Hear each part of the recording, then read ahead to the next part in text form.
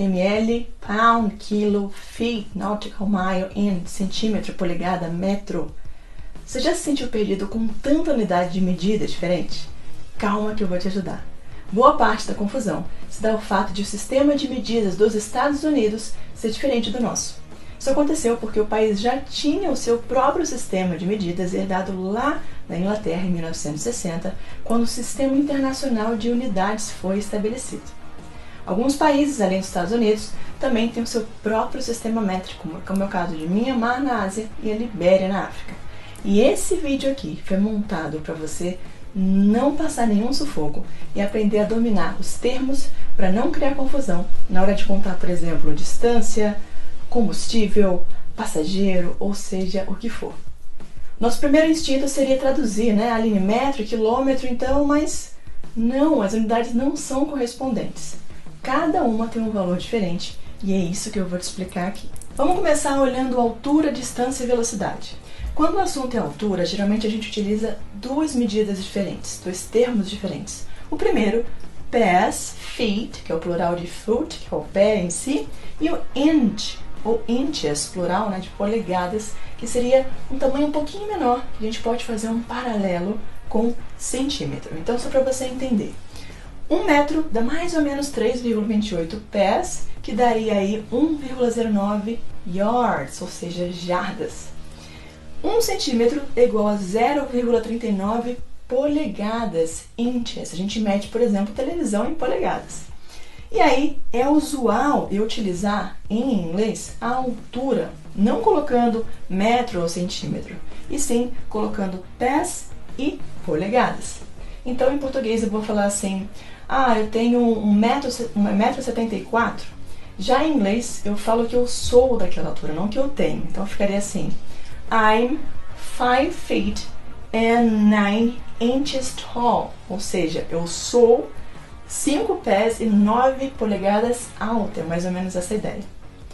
Se eu quiser falar, por exemplo, de distância, eu vou usar mile, milha. E para velocidade, a unidade que a gente deve usar é miles per hour, ou seja, milhas por hora. Lembrando então que 1 quilômetro dá mais ou menos 0,62 milhas, ou 1 quilômetro dá mais ou menos 0,53 nautical miles, porque muda um pouquinho, tá bom? Cuidado, a gente usa na aviação esse termo aqui extremamente comum, one knot, um nó, a gente usa muito para velocidade do vento.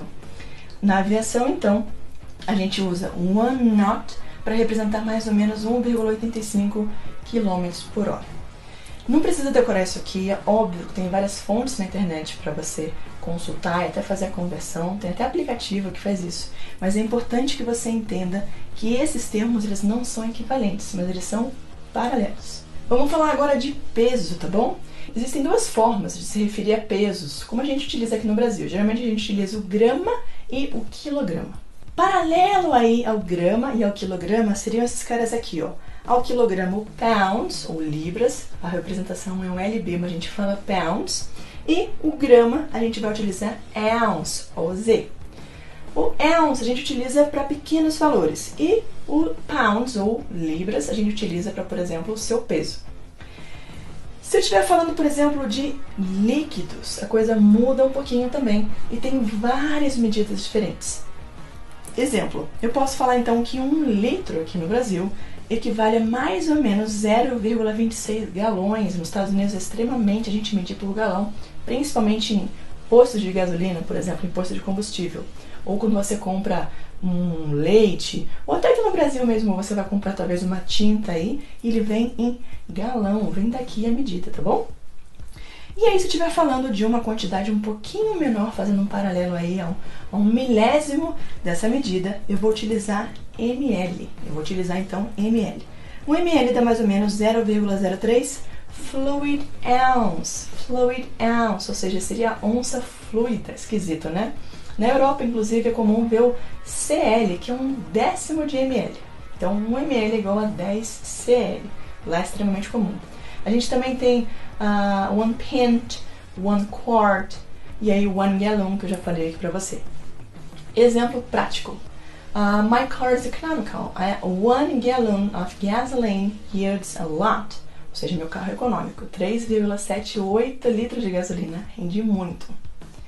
Mais um exemplo, in my town, the small box of orange juice has 1.7 ounce. Na minha cidade, a caixa pequena de suco de laranja tem 50 ml. Bem mais tranquilo, né?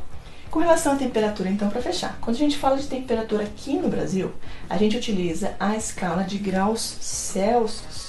No inglês, embora também exista essa medida no meio científico para falar de clima ou de temperatura, é extremamente comum a gente ver americano utilizando Fahrenheit, graus Fahrenheit. Também existe a escala Kelvin, enfim. Rapidinho para você entender a conversão. 1 grau Celsius dá mais ou menos 33,8 graus Fahrenheit. Então, em um dia quente aqui no Brasil, 40 graus, por exemplo, lá fora estaria aí 104 graus Fahrenheit. Eu espero que você faça bom uso desse vídeo aqui e depois me conta se aconteceu alguma situação atípica aí ou se você já passou algum perrengue por causa das unidades de medida.